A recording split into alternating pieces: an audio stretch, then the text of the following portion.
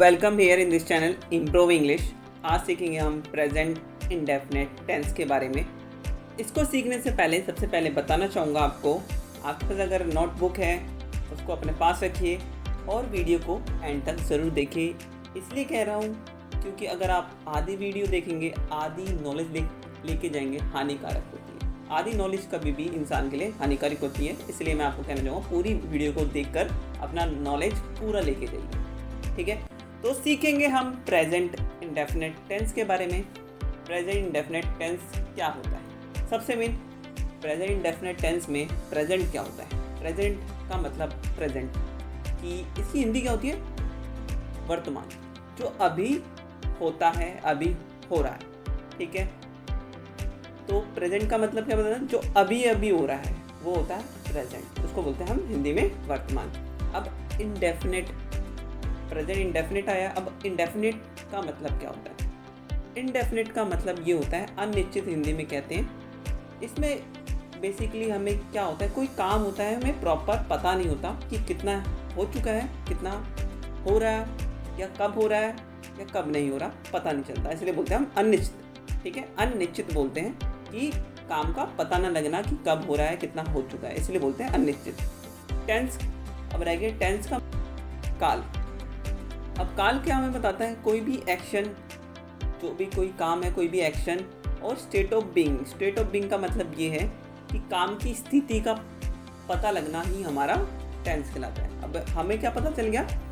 Present indefinite tense तीनों पता चल गया कि प्रॉपरली, मतलब इसका मतलब होता है कोई काम कब हो रहा है, कितना हो चुका है। मतलब प्रेजेंट में अगर हम बात करेंगे कितना हो चुका है ये पता नहीं चलेगा, कितना हो रहा है ये नहीं पता चलेगा। सिर्फ इंडेफिनिट की बात कर रहा हूँ, सिर्फ इंडेफिनिट में होता है। Got it? तो प्रेजेंट का मतलब वर्तमान, इंडेफिनिट का मतलब अनिश्चित और टेंस का मतलब काल।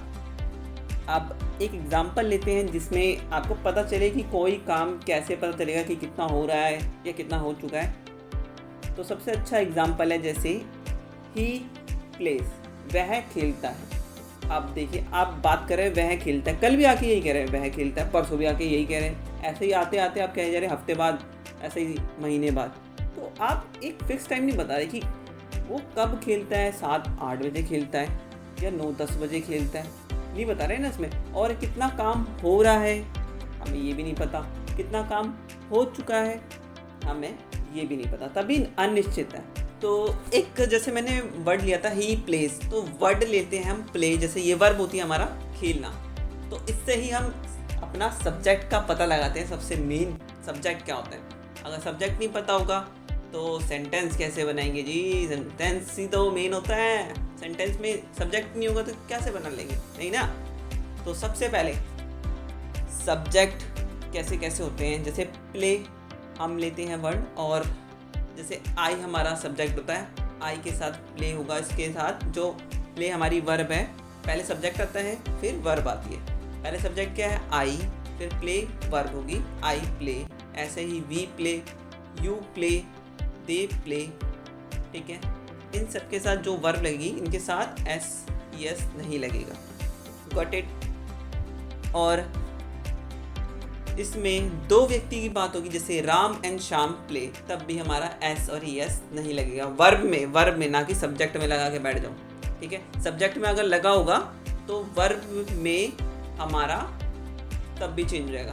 ठीक है, वो देखना पड़ता है, कई बार हमारा सेंटेंस आता है। और किनके साथ एस एस लगता है? जैसे ही प्लेज हो जाएगा, शी प्लेज हो जाएगा। ही का मतलब वह लड़का, वह पुल्लिंग की बात होगी, आप एक पुरुष की बात होगी तो ही का यूज़ करते हैं। शी का यूज़ करते हैं जहाँ स्त्रीलिंग, जहाँ स्त्री की बात होगी, ठीक है, किसी लड़की की बात होगी, वहाँ शी का यूज़ करते हैं, शी प्लेस हो जाएगा। ठीक है, और किसी एक व्यक्ति का नाम लिया जाएगा, जैसे श्याम हो गया, कोई भी नाम, ठीक है, सिंगल नाम होना चाहिए, तो उसके साथ भी हमारा एस एस लगता है, तो श्याम प्लेस। Got it?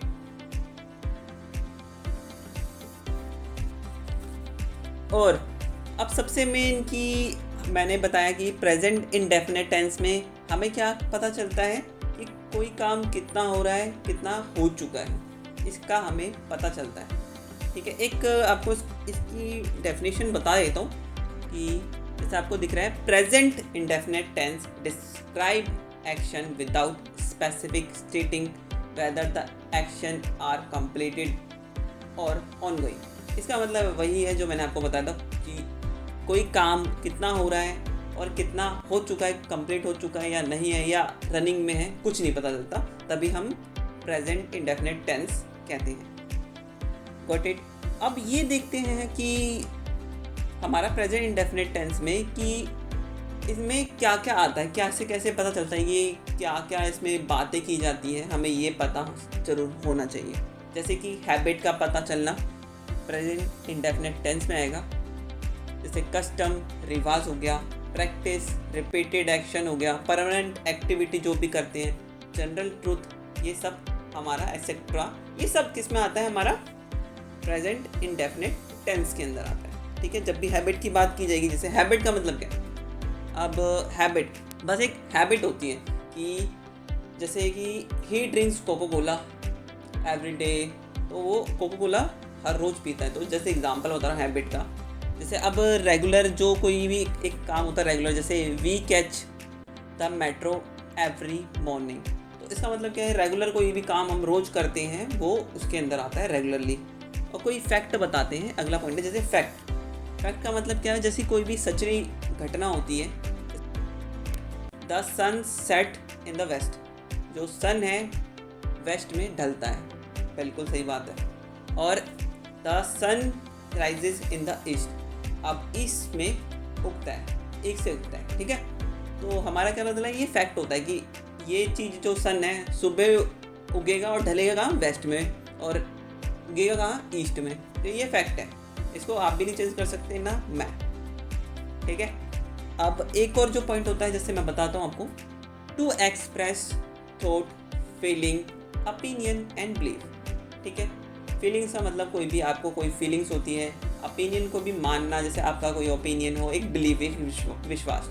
ठीक है, इसके एग्जांपल देख ले, जैसे every girl like spicy water balls.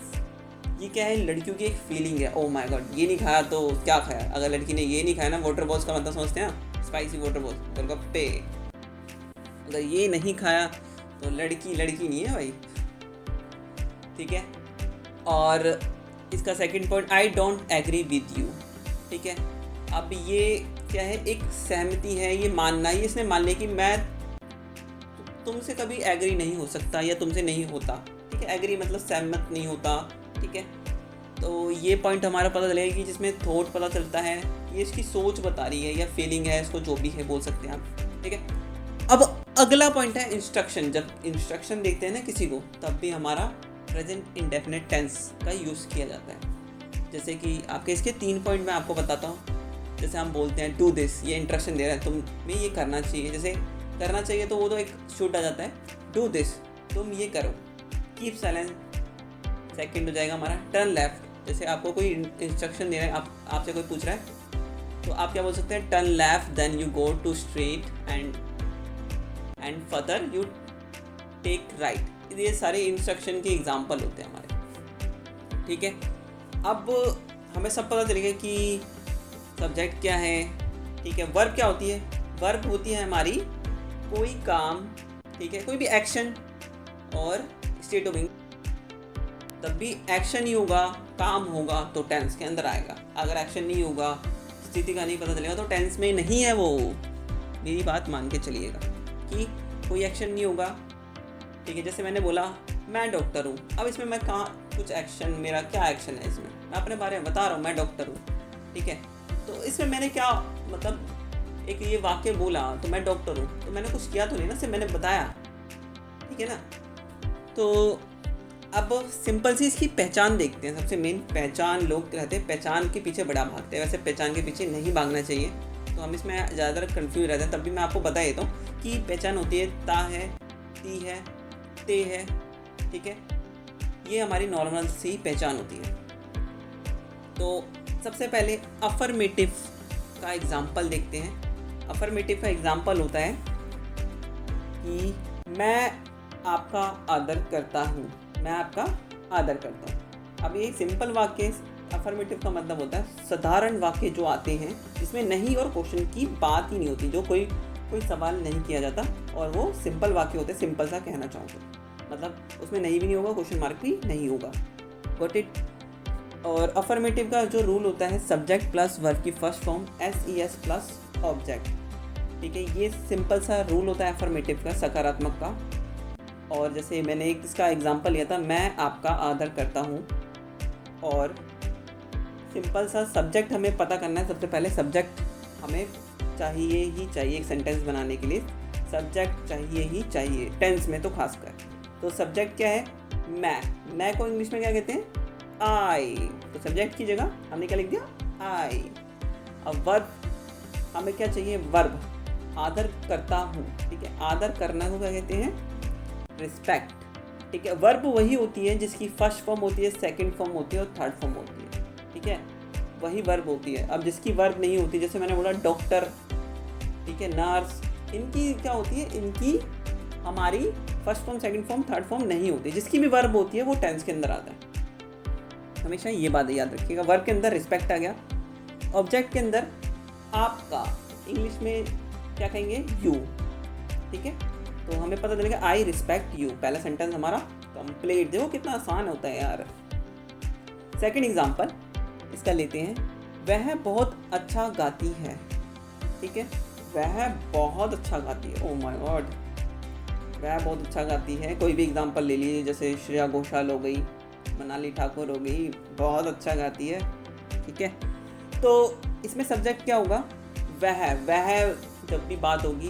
अब अच्छा गाती है, ती है। अब देखिए इसमें जो पता चल रहा है कि एक लड़की की बात की जा रही है। वह अच्छा गाता है तो लड़का होता, इसमें गाती है तो लड़की है, तो हम सब्जेक्ट क्या मानेंगे? शी। अब शी आ गया हमारा, तो शी के साथ एस और एस लगता है वर्ब में? बिल्कुल लगता है। वर्ब क्या है? अच्छा गाती है। अब गाना, गाने का बोलते हैं सिंग्स हो जाएगा हमारा। ठीक है, सिंग होता है, एस लग जाएगा, सिंग्स हो जाएगा। और ऑब्जेक्ट में क्या बचेगा? सिंपल सा, वेरी वेल, बहुत अच्छा। देखो अफर्मेटिव बन गया। कुछ भी है? अरे कुछ भी नहीं है यार। अब हमने सीख लिया अफर्मेटिव वो होता है जिसमें वाक्यों में नहीं और क्वेश्चन की बात की नहीं जाती है, सकारात्मक कहते हैं। अगला देखते हैं नेगेटिव। नेगेटिव की सबसे पहले हिंदी पता होनी चाहिए। नहीं पता होगी ना तो आपसे कोई पूछे नेगेटिव क्या होता है, अब बोलेंगे जिसमें नहीं आता ये होता है। नहीं, हिंदी होती है नकारात्मक, कि सेंटेंस में आपकी नहीं, जो आपका लिखा होता है और आपकी बातों में नहीं छुपा होता है। जैसे कि इसका पहले रूल देखते हैं, subject plus do does plus not plus verb की फर्स्ट फॉर्म प्लस ऑब्जेक्ट। तो इसका पहला एग्जांपल देखते हैं, वह प्रतिदिन समाचार पत्र नहीं पढ़ता है। अब वो प्रतिदिन, ठीक है, प्रतिदिन क्या है? डेली। वो डेली समाचार पत्र नहीं पढ़ता है। अब ये नहीं पढ़ता है, अब तो ये क्या होगा? उसको नॉलेज नहीं होगी। जैसे एग्जांपल बता रहा हूँ मैं। ठीक है, तो इसकी इंग्लिश क्या होगी? सब्जेक्ट चाहिए होगा सबसे पहले। इसमें भी जैसे ऊपर दिख रहा है आपको, रूल उठाइए और उसमें डाल दीजिए। सब्जेक्ट क्या है? वह की इंग्लिश ही, क्योंकि पढ़ता है तो पढ़ती है होता तो शी लगाते हैं, तो सब्जेक्ट ही हो जाएगा। अब रूल पे जाइए, डू या डज में से क्या लगेगा? डज लगेगा। ही के साथ हमेशा डज लगता है, याद रखिएगा। रूल पे फिर जाइए। अब इसके बाद क्या चाहिए हमें? नॉट लिख देंगे, क्योंकि नहीं भी बात है, नहीं पढ़ता है, नहीं है तो नॉट लेंगे। अब पढ़ता है, अब वो एक काम है वो नहीं करता है, वो पढ़ने का काम नहीं कर रहा, तो रीड बोलेंगे, क्योंकि वर्ब की फर्स्ट फॉर्म क्या है? जिसकी भी वर्ब की फर्स्ट फॉर्म होती है, जैसे कोई भी एक वर्ड है उसकी वर्ब की फर्स्ट फॉर्म क्या होती है? वही होती है, हमेशा याद रखना, मैंने आपको बहुत बार बताया। अब हमें क्या मिल गया? वर्ब की फर्स्ट फॉर्म। अब ऑब्जेक्ट में जो बच गया सब डाल दो उसमें। क्या रह गया? समाचार पत्र, हम लिख देंगे द न्यूज़पेपर। ठीक है, और प्रतिदिन, एवरीडे या डेली, बन गया हमारा sentence. He does not read the newspaper daily. Wow, इतना आसान। ठीक है, और रीड की जो होती है हमारी, आपकी इसकी वर्ब बता देता हूँ। रीड फर्स्ट होती है, सेकंड भी रीड होती है, थर्ड भी रीड होती है, पर डिफरेंस होता है। सेकंड जो वर्ब है वो रीड नहीं बोलते हैं, उसको रेड बोलते हैं। थर्ड भी होती है रेड, रीड रेड होते हैं वो। ठीक है, अब सेकंड एग्जांपल इसका लिखते हैं, वे शोर नहीं करते हैं। तो इसकी प्रॉपरली इंग्लिश बनाते हैं फास्ट। कि सब्जेक्ट क्या है इसमें, वे। वे जब भी आएगा सेंटेंस में वे, तो दे बोलेंगे उसको। क्या बोलेंगे, दे। अब रूल पे जाइए सीधा, दे के साथ क्या लगता है, डू डज में से क्या लगेगा, डू लगता है, डू लिख दीजिए बस। अब नोट आ जाएगा उसके बाद, क्योंकि नहीं लिखा हुआ है हमारी हिंदी में, नहीं करते हैं, तो डू के साथ नोट लगा देंगे।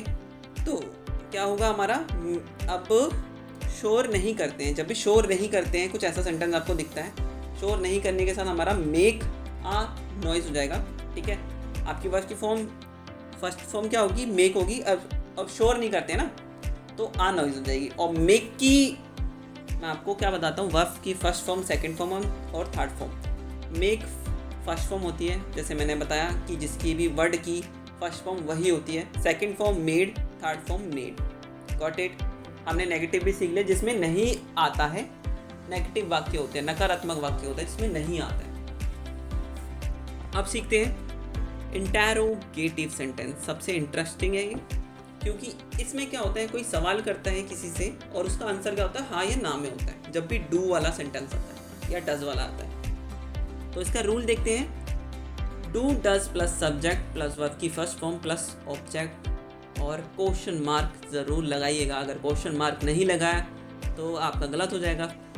अब क्या इसका एग्जाम्पल है, क्या मैं बहुत तेज़ दौड़ता हूँ। अब मैं किसी से पूछ रहा हूँ, क्या मैं बहुत तेज़ दौड़ता हूँ, वो कहेगा हाँ यार आप तो बहुत तेज़ दौड़ते हो, या वो नेगेटिव बोल देगा कि वो आप नहीं दौड़ते, तेज़ नहीं दौड़ते आप, तो उसका आंसर हाँ या ना में होगा। ठीक है, यस या नो। तो इसकी इंग्लिश क्या होगी, सबसे पहले हमें इसमें चाहिए होता है हेल्पिंग वर्ब। हेल्पिंग वर्ब क्या है, डू या डज में से सबसे पहले देखना पड़ेगा कि बात किसकी हो रही है। क्या मैं कौन हूँ, सब्जेक्ट, इसके बारे में बात की जाती है। मैं हो गया सब्जेक्ट। ठीक है, मैं हो गया सब्जेक्ट, तो आई के साथ हमेशा क्या लगता है, मैं की इंग्लिश होती है आई। आई के साथ हमेशा डू, तो डू सबसे पहले लगाएंगे। हेल्पिंग वर्ब में से डू लगाया, फिर हमने सब्जेक्ट में आई लिखा। ठीक है, दौड़ता हूँ, दौड़ने को क्या कहते हैं, रन। ये हमारा क्या हो जाएगा, वर्ब की फर्स्ट फॉर्म हो जाएगी, जैसे रूल में आपको दिख रहा है। ऑब्जेक्ट में क्या बच गया, बहुत तेज, वेरी फास्ट, और लास्ट में क्वेश्चन मार्क लगा दीजिए। सिंपल कितना। ठीक है, अब आपने ये भी सीख लिया। ओ माय गॉड, कितना कुछ सीख रहे हैं आप। और रन की जो फर्स्ट फॉर्म होती है, रन रन रन। ठीक है, first form, second form, third form same, कोई प्रॉब्लम नहीं। ओके, सेकंड एग्जांपल इसका देखते हैं। सेकंड एग्जांपल क्या होता है इसी का, क्या वे झूठ बोलते हैं। अब देखिए मैंने क्या बताया था आपको, सबसे पहले हमें सब्जेक्ट सोचना पड़ेगा। क्या तो है हमारा, जब भी क्या स्टार्टिंग में आता है सबसे पहले सब्जेक्ट सोचेंगे। वे क्या होता है, दे, तो हमें दे पता चल गया, तो दे के साथ डू, फिर सब्जेक्ट दे हो जाएगा। अब वर्ब क्या है, बोलते हैं, टेल। अब झूठ बोलने का क्या बोलेंगे, प्रॉपर आल आई लगा देंगे। जब भी हमारा झूठ बोलेंगे, जब भी, तो ये हमारा प्रॉपर ही क्या हो जाएगा, झूठ बोलना। जब भी बोलेंगे तो टेल अ लाई होगा, तो लास्ट में क्वेश्चन मार्क लगा देंगे, इंटेरोगेटिव हो गया वो। ठीक है, हमें पता चल गया इंटेरोगेटिव में क्या होता है। डू डज से आपका कोई सवाल करता है, उसका आंसर क्या होता है, हाँ या ना में। Got it, simple. अब इंटेरोगेटिव प्लस नेगेटिव देखते हैं। सिंपल क्या देखना है इसमें, बस इसमें कुछ नहीं है। देखिए, सवाल भी करेंगे और नहीं जोड़ के भी हम बात बोलेंगे या पूछेंगे, तो इसमें भी आंसर क्या होता है, यस और नो में ही होता है, पर थोड़ा सा डिफरेंस होता है। जैसे देखिए rule, do does plus subject plus not plus verb की first form plus object, question mark लगा देंगे। इसमें भी क्वेश्चन मार्क लगाना ज़रूरी है, क्योंकि इंटेरोगेटिव है और प्लस नेगेटिव है। नेगेटिव है चलो तो नहीं लगा, पर इंटेरोगेटिव आ गया तभी लास्ट में क्वेश्चन मार्क। और डू डज पहले है, तब से नहीं, जब भी डू डज पहले होगा तो लास्ट में क्वेश्चन मार्क लगा देंगे। ठीक है, अब इसका फर्स्ट एग्जांपल देखते हैं। क्या तुम मुझे नहीं जानते हो। अब ये पूछ रहा है कोई एक व्यक्ति दूसरे व्यक्ति से, क्या तुम मुझे नहीं जानते हो, भूल गए हो मुझे। तो जैसे एग्जांपल बता दिया मैंने आपको। इसकी इंग्लिश क्या होगी, सब्जेक्ट सबसे पहले देखना पड़ेगा। डू डज तो चाहिए हेल्पिंग वर्ब, सब्जेक्ट क्या है सोचना पड़ेगा। क्या तुम मुझे नहीं जानते हो। अब एक पहला पर्सन है, पूछ रहा है दूसरे से, तो तुम। ठीक है, तो तुम मुझे नहीं जानते, तो तुम्हारी वाली बात पहली हो रही है, तो तुम को इंग्लिश में क्या बोलते हैं, यू। और क्या की जगह पे क्या आएगा, डू या डज में से डू आएगा, क्योंकि यू के साथ हमेशा डू आता है। अब रूल पे जाइए, सब्जेक्ट के बाद क्या है, नोट लिख दीजिए बस इंग्लिश में, जय हो राम जी की। ठीक है, अब जानते हो, जानने को कहते हैं नो, ये भी लिख दिया हमने। हमारा डू यू नॉट नो, अब मुझे तो मी लिख देंगे, क्वेश्चन मार्क लगा देंगे, सेंटेंस हो गया, बल्ले बल्ले हो गया, सेंटेंस भी बन गया हमारा। और नो की थर्ड मतलब आपको बता देता हूँ, first form, second form, third form क्या होती है। नो की फर्स्ट फॉर्म जैसे मैंने बताया, कोई वर्ड का फर्स्ट फॉर्म क्या होती है वही होती है, second form new, third form non. ठीक है, अब इसका सेकंड एग्जांपल देख लेते हैं। सेकंड एग्जांपल क्या होगा, क्या वह तुम्हारी मदद नहीं करता है। ठीक है, लास्ट में क्वेश्चन मार्क है हिंदी में।